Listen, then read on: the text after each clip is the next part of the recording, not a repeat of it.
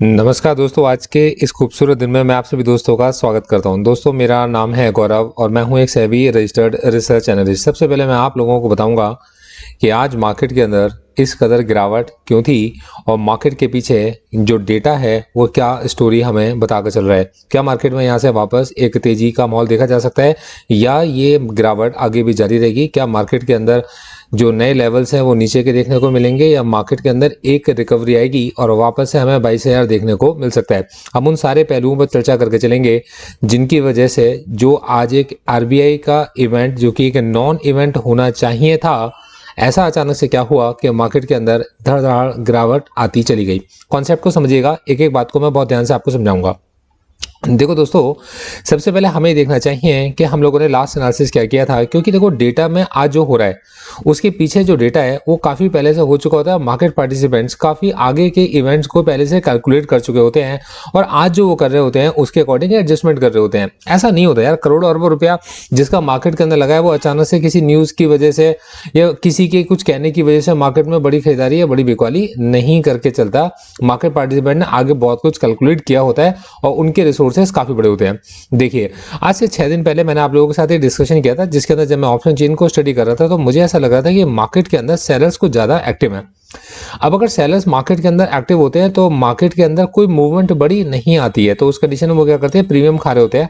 और ऐसी सिचुएशन जब कभी स्टॉक मार्केट के अंदर सेलर्स बहुत ज़्यादा एक्टिव हों, समझिएगा ध्यान से, और ऐसी सिचुएशन बन रही हो कि ऐसा लगता हो कि मार्केट के अंदर कोई एक बड़ा मूव नहीं आएगा, उस कंडीशन में उस सेलिंग का सेंटर ढूंढा जाता है। और उस सेलिंग का सेंटर मैंने आपको बताया था कि मेरे अकॉर्डिंग जो मार्केट का सेंटर है वो 21,832 बनता है। आज से 6 दिन पहले ये बात मैंने आप लोगों के साथ में की थी। और देखिए, ना मैंने आपको मंडे को वीडियो बनाई, ना ट्यूसडे वीडियो बनाई, ना वेडनेसडे और ना ही थर्सडे, और उसके रीजंस मैं आपको बताता हूँ। क्योंकि मुझे ऐसा लगता था कि मार्केट के अंदर सेलर्स एक्टिव है और मार्केट का सेंटर 21,832 अभी इंटैक्ट है। मैं आपको चार्ट्स के ऊपर भी दिखाऊंगा और ये मैं आपको समझाऊंगा। अब देखिए, मैं आपको लेकर चलता हूँ सीधा चार्ट्स के ऊपर। देखो दोस्तों, मेरे अकॉर्डिंग मार्केट का जो सेंटर था 21,832 था और आज से 6 दिन पहले ये बात मैंने आपसे की थी। ये 2 तारीख है। अब देखिए, 2 तारीख को मार्केट यहाँ क्लोज होता है और मैंने आपको बताया था कि मार्केट का जो सेंटर है वो 21,832 बनता है। अब मार्केट देखिएगा, मार्केट यहाँ खुला कहाँ पर, सीधा 21,832 पर। यहाँ से मार्केट मूव करती है, 30 मिनट्स का टाइम फ्रेम मैंने लगा रखा है। मार्केट मूव करता है towards a new high, market एक नए हाई की तरफ मूव करता है और फिर उसके बाद मूव टूवर्ड्स 21,832। कंसोलिडेट कहां पर करता है, 21,832। 21,832 से फिर मार्केट दूर जाता है लेकिन हेडेड टुवर्ड्स 21,832। उसके बाद मार्केट 21,832 से नीचे जाता है लेकिन हेडेड टुवर्ड्स 21,832।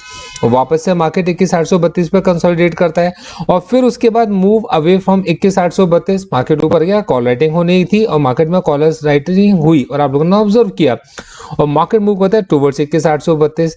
नीचे से अब यहाँ पर पुट राइटिंग होती है, मार्केट मूव करता है towards away from 21,832 and again it move towards 21,832। अब मार्केट नीचे जाता है, मार्केट नीचे गया और फिर उसके बाद नीचे एक लो बनाते हेडेड टुवर्ड्स 21,832, कंसोलिडेट होता है, वापस से नीचे जाता है और अगेन हेडेड टुवर्ड्स 21,832। तो ऑप्शन चेन के अंदर क्या आपको लगता है कि आज जो होना था, क्या मार्केट के अंदर मार्केट पार्टिसिपेंट्स ने पहले से इसकी गणनाएं नहीं कर ली थी? वो सब कुछ क्या कैलकुलेट कर नहीं बैठे हुए थे? और जिस तरीके से इन्फ्लेशन को कंट्रोल करने की हर दुनिया की सरकार कोशिश कर रही है और आने वाले वक्त में जो चुनाव है उसके अंदर महंगाई कहीं एक मुद्दा ना बन जाए, तो गवर्नमेंट भी यही कोशिश कर रही है। तो कहीं ना कहीं उन्होंने उन सारी चीजों को कैलकुलेट कर रखा था और मार्केट में शक्तिकांता दास जी का आकर आज जो जो कुछ बोलना था वो किसी भी तरीके का कोई सरप्राइज नहीं था, लेकिन उसको इवेंट की तरह यूज किया गया और मार्केट के अंदर अपनी पोजीशंस को एडजस्ट किया गया। मैं आपको समझाऊंगा, आपकी समझ में मेरी बातें सारी आएंगी। अब देखिए, क्योंकि मैं आपसे जो भी बातें करता हूं, देखो यार, एक सिंपल सी बात है, इन सबके पीछे कोई ना कोई चीज तो चल रही होती है। तो मतलब मैं आपके साथ जब भी कोई बात करता हूं तो मैं हमेशा रैशनल्स के साथ बात करता हूं। देखो, मेरे पास में ये मेरा एक अजम्पशन है और मैं ऐसा मान के चल रहा हूं, इन अजम्पशन के पीछे जिस डेटा का मैं यूज कर रहा हूं वो मैं हमेशा आपको बताकर चलता हूं। तो अब मैं सबसे पहले आपको लेकर आता हूं FIDH की ट्रेडिंग एक्टिविटीज पर।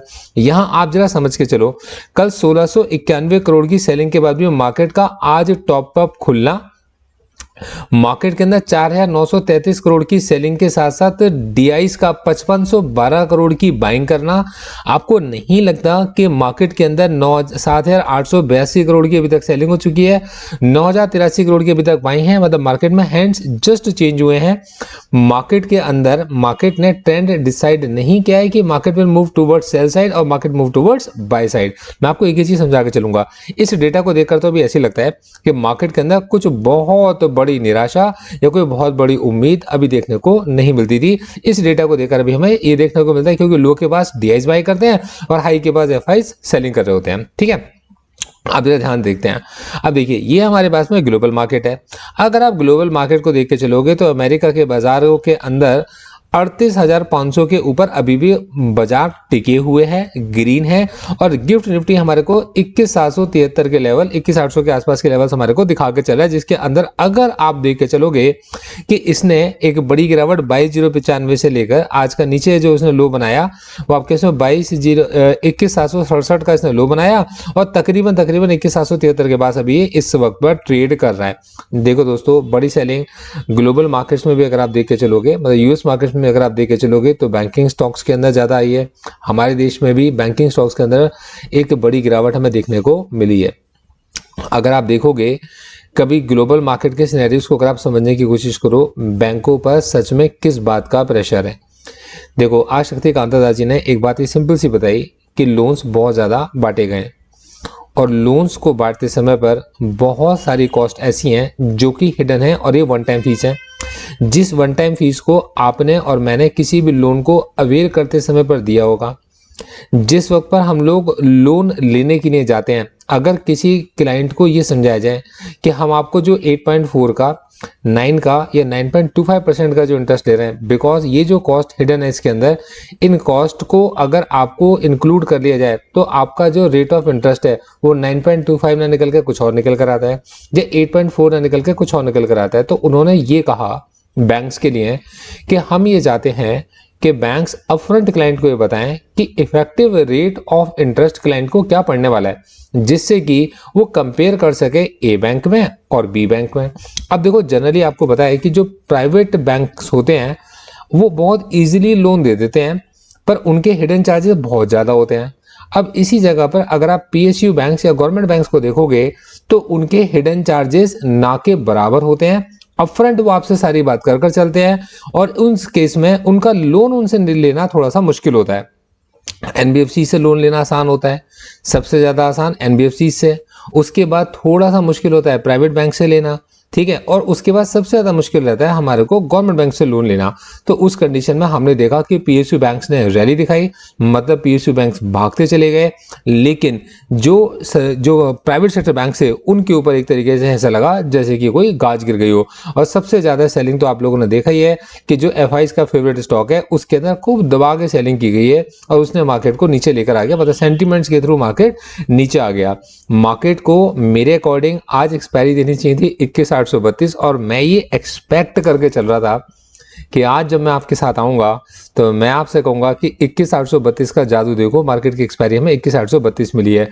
निफ्टी ने पूरी जान लगाई, निफ्टी ने पूरी कोशिश तो करी, 21,759 के पास हमारे को क्लोजिंग मिलती है, थोड़ी सी और कोशिश कर लेता या इसको थोड़ा सा और वक्त मिलता तो शायद इसे 21,832 की क्लोजिंग भी आज हमें दिखा देता। बहरहाल महाराज, ये ऑप्शन चेन का सेंटर है। जब कभी आप ऑप्शन चेन को रीड करते हो और अगर आपको ऐसा लगता है कि आने वाले वक्त के अंदर ऑप्शन चेन के अंदर जो राइटर्स हैं वो बहुत एग्रेसिव राइटिंग करके चल रहे हैं, तो उस कंडीशन में जो उनके अकॉर्डिंग रेंज बाउंड मार्केट रहना चाहिए, तो इसका मतलब वो सब कुछ कैलकुलेट कर चुके होते हैं। तो ये हमारे पास में एक अपॉर्चुनिटी रहता है। देखिए, जो डेटा मैंने आप लोगों के साथ में शेयर किया है, इस डेटा के व्यापार मैंने अपने क्लाइंट्स को कुछ पोजीशन स्ट्रेटजी रिकमेंड की होती है, और मेरी खुद भी पोजीशन स्ट्रेटजीज में मार्केट के अंदर रहती हैं। इसके अलावा देखिए, किसी तरीके की कोई बाय सेल की मेरे को आपको कोई रिकमेंडेशन नहीं है। उम्मीद करके चलता हूँ कि ये वीडियो आपको पसंद आई होगी। आगे भी मैं आप लोगों के साथ में मिलूंगा, और मैं उम्मीद करता हूँ कि आप आगे वीडियोज भी मेरी देखना चाहोगे। Thank you so much, all the best.